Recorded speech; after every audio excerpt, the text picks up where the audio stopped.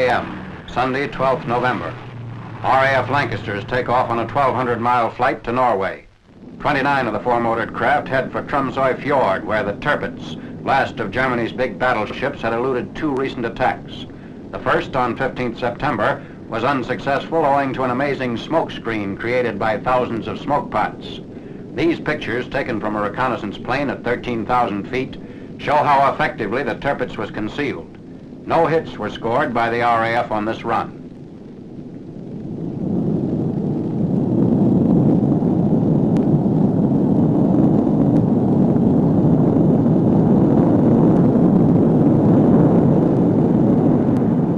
In these British films, the Tirfitz is seen firing her 15-inch guns as the second attack was attempted on 29th October.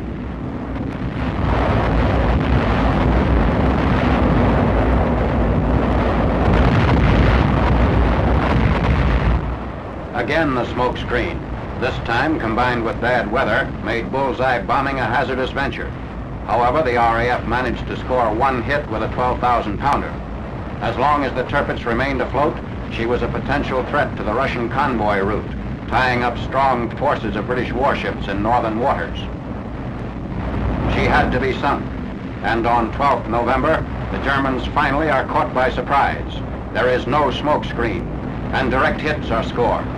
Flying between 13,000 and 16,000 feet, each of the 29 Lancasters looses a 6-ton earthquake bomb. The German battleship is hit at her bow, amidships, and toward the stern. This action was photographed simultaneously by two R.A.F. camera planes.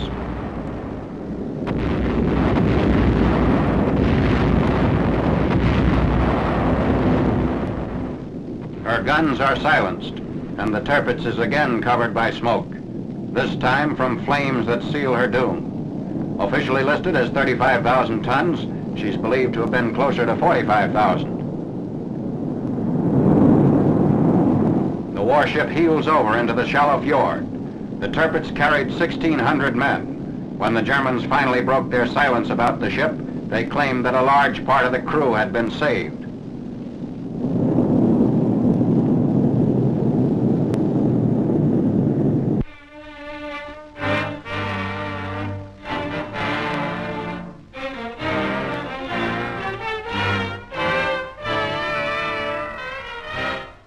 Structural steel for all 6 Allied armies is made available as the Army sets up its own production 17 miles from frontline activity on the Moselle River.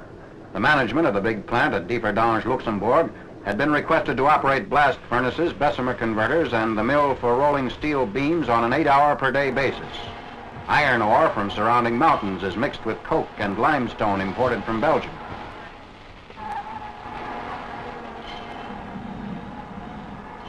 The output of the hot air steel works since the Allies took over has been chiefly heavy steel I and H beams for bridging water barriers before the Reich.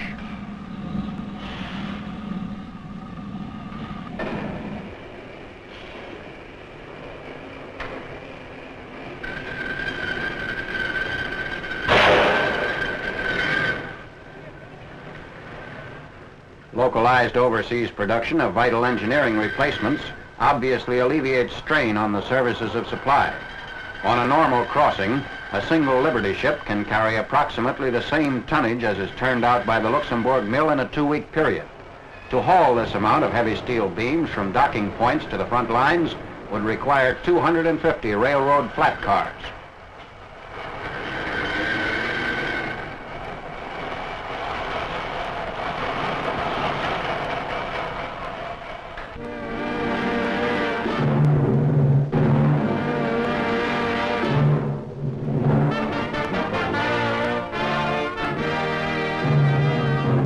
Royal Air Force film surveying damage to Belgian rail centers accomplished prior to 6th June.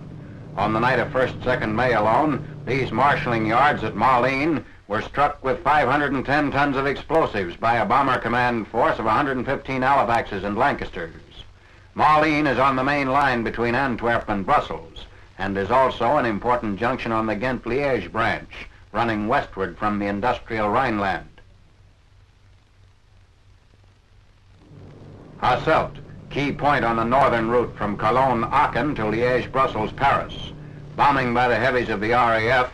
and rocket bombing and strafing by Mustangs and Thunderbolts of the U.S. 9th Air Force helped pulverize these yards and shops. Hasselt is also the center of the Campine coal fields. Courtrai in West Flanders. Here near the French border, 3 lines from Ghent, Ostend, and Brussels converge for Lille and Paris. On the night of 10th, 11th May, RAF heavy bombers unloaded 510 tons of bombs on the yards, repair shops, and warehouses located here. 10 nights later, a flight of 7 Mosquito bombers struck again, with each light bomber carrying one 2,000-pound bomb. The Mosquitoes pinpointed key installations which had been repaired hurriedly by the Nazis. Heavy damage to marshalling yards and rolling stock at Louvain, where 2 north-south and 1 east-west railroad lines meet. The RAF struck here with such telling effect that on 19th May alone, 3 Spitfires knocked out a train of 50 to 60 cars loaded with tanks. The Panzers were prevented from reinforcing Rommel's units deployed in support of the West Wall.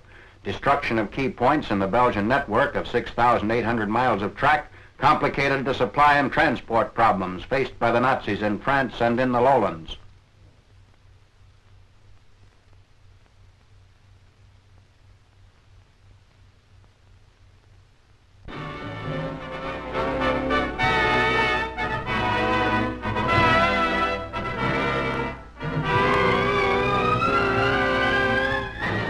On 10th November, General Dwight D. Eisenhower rounds out an inspection tour of Allied units preparing for the mid-month general offensive against the Reich.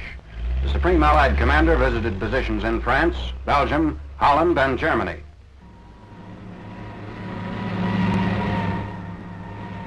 Jeeps are left behind as General Eisenhower leads his party up a muddy hill to the command post of Major General Charles H. Gerhardt's 29th Infantry Division. At a review, General Ike chats with doughboys fresh from the front lines. The day before, at Brussels, he had told the Belgian Parliament, "We are fighting an enemy who understands only one thing, force, and we intend to apply force to the utmost." Flood conditions caused by torrential rains along a sector of the Western Allied battle line. This waterlogged highway is a main supply route and one of many roads along the 3rd and 7th Army fronts affected by late fall rains. It's the time of the great drives for Metz and Strasbourg.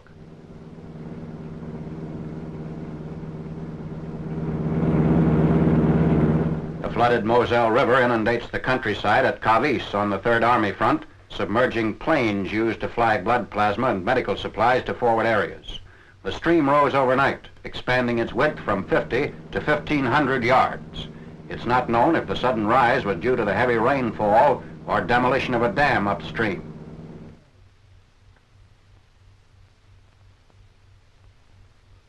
Aiming for a bridgehead across the Moselle, elements of the 90th Division prepare to negotiate the stream in assault boats.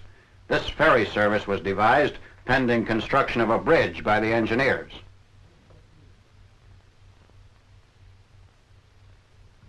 A ramp is constructed to bridge an area between high ground and the assault boats.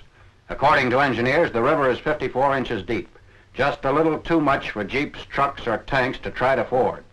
Efforts to provide a suitable span across the swollen river were met by enemy artillery fire.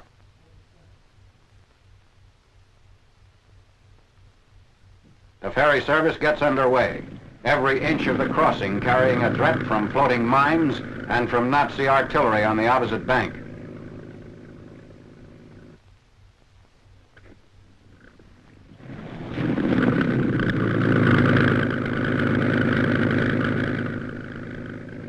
Heavy rainfall along another sector of the American advance delays the progress of line straightening operations.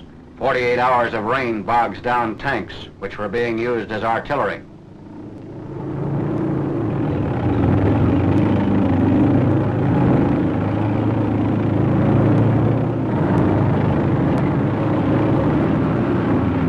A nighttime accident at Les Rougeaux. Hitting a soft shoulder, a wrecker belonging to a tank battalion turned over into an irrigation ditch, carrying with it a 2.5-ton truck.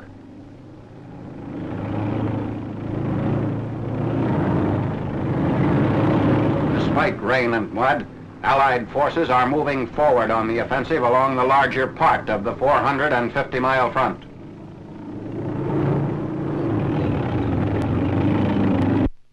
As the earliest and harshest winter in 80 years comes to northern Europe, snow camouflages the terrain from the Dutch lowlands to the icy passes of the Vosges.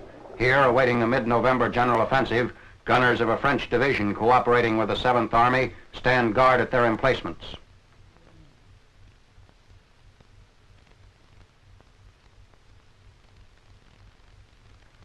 The morning of 9th November, at a command post area on the 1st Army front in Belgium.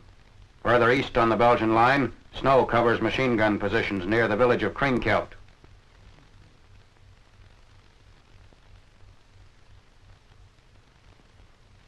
Infantrymen line up for noon chow, as a snow-covered vehicle serves as a dining table. Near Bastogne, in the same sector, men of a signal company splice telephone wire.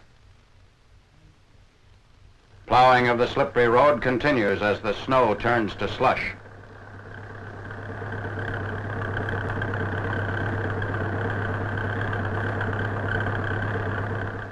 Telephone wire on the ground is uncovered and strung aloft. As the line is stretched from pole to pole, slack is picked up and less wire is required.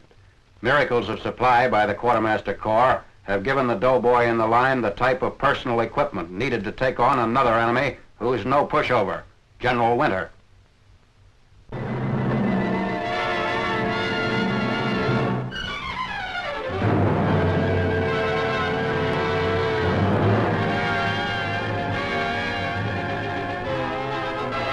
Driving rains and flooded roads slow down the 5th Army advance toward the Bologna-Rimini Highway.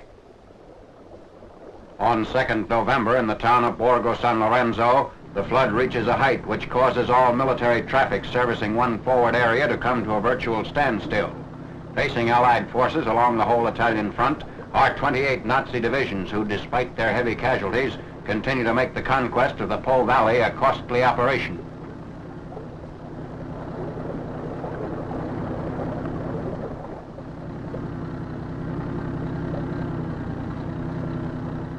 Roads in the 78th Division sector of the Gothic Line are reduced to quagmires, posing a constant transportation problem. Commenting on the difficulties encountered in the crawling Allied offensive, General Sir Harold R.L.G. Alexander, Allied commander in the Mediterranean theater, acknowledged that the Italian campaign was stalemated. He declared, however, that the offensive would continue until the last Germans were cleared out of Italy.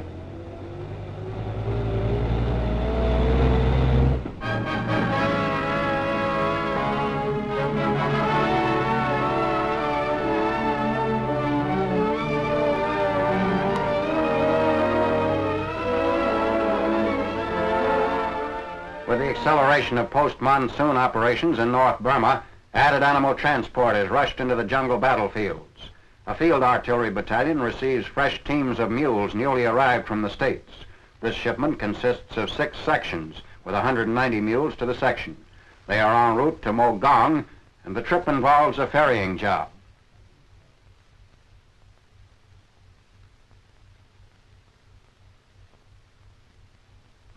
Although they are tied to the ferry, several of the mules manage to fall into the water.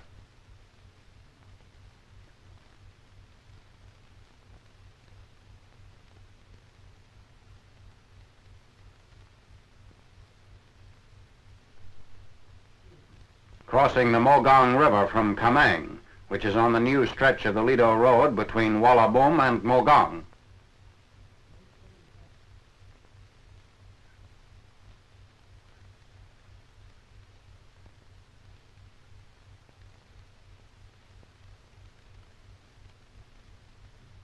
Starting at the Mogong-Myitkyina road junctions, the Allies have been moving further southward in the campaign to re-establish land communications between India and China.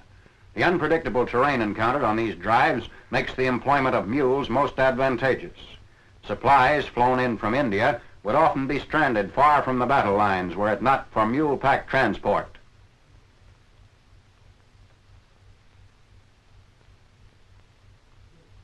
Trains haul the mules over the last miles of their journeys to the front.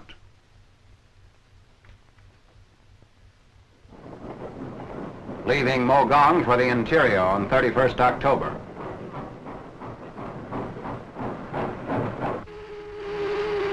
At Xingyang, Burma, timber for bridges and causeways is provided from abundant forests. 90% of the wood is halong and makai, reputedly among the finest timber in the world.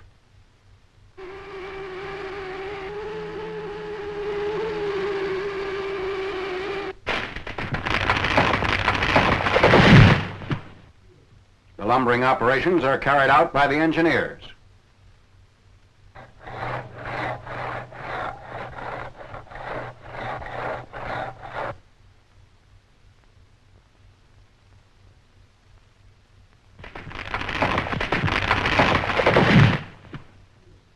Chokers are hooked to the logs, and a tractor with logging winch will skid them to the cutting machines.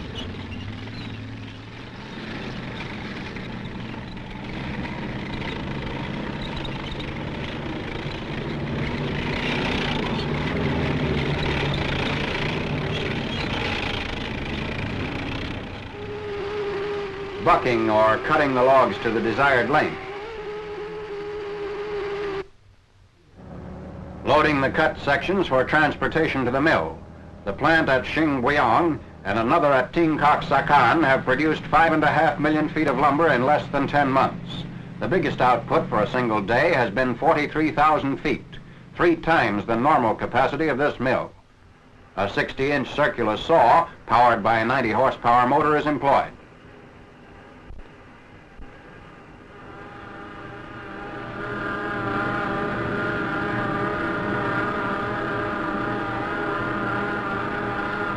In addition to bridge construction, the demands for lumber also come from E.T.O road engineers.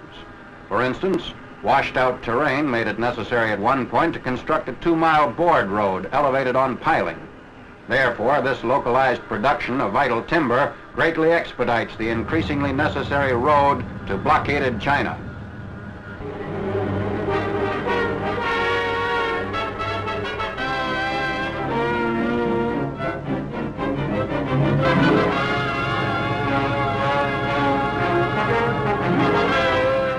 Captured airfields on Leyte Island are rapidly whipped into shape. On 27th October, aircraft of the 5th Air Force began operating from these bases, relieving the naval carrier force which had been covering landing operations since the beginning of the invasion. General MacArthur and Lieutenant General George Kenney inspect construction at the airstrip near Tacloban. P-38 zoom over the field, which is the best on the island.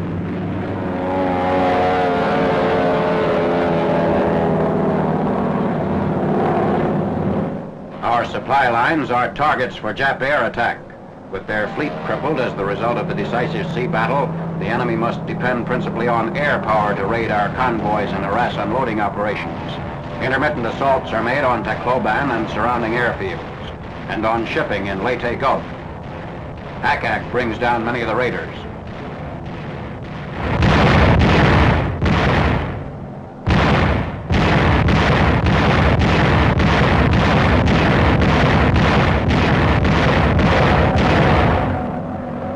Damage caused by the attacks does not seriously hamper our operations on Leyte.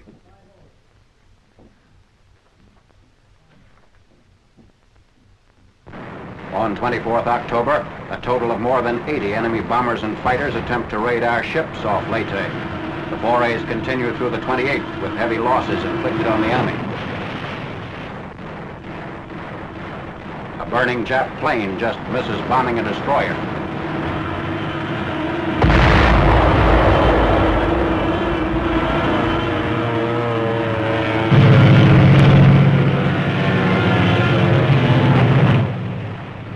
One of the Zeeks, out of control, crashes into an LCI.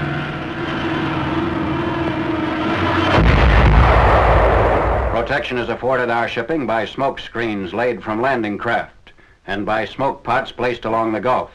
Despite protective measures, the Japs have continued their desperate efforts to curtail our operations in the Philippines.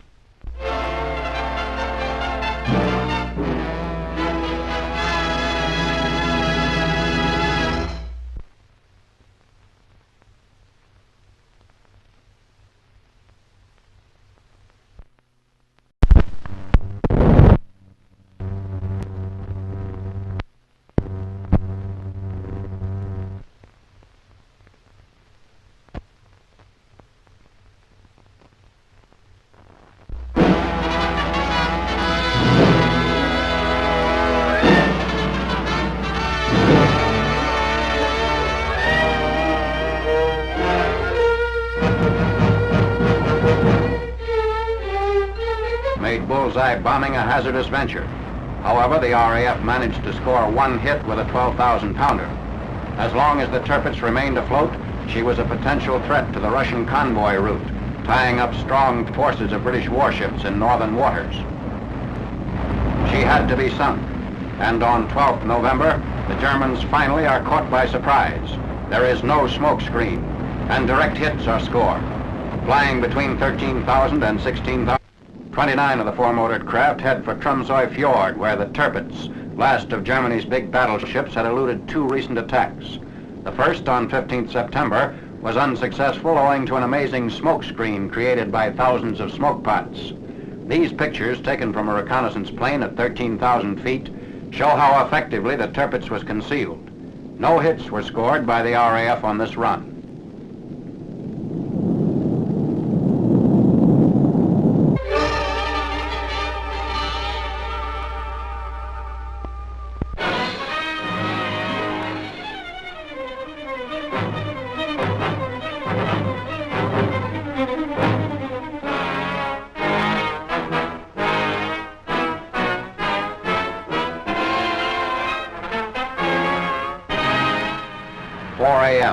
Sunday, 12th November.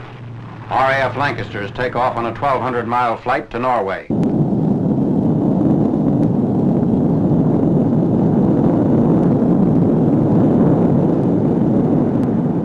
In these British films, the Tirfitz is seen firing her 15-inch guns as the second attack was attempted on 29th October.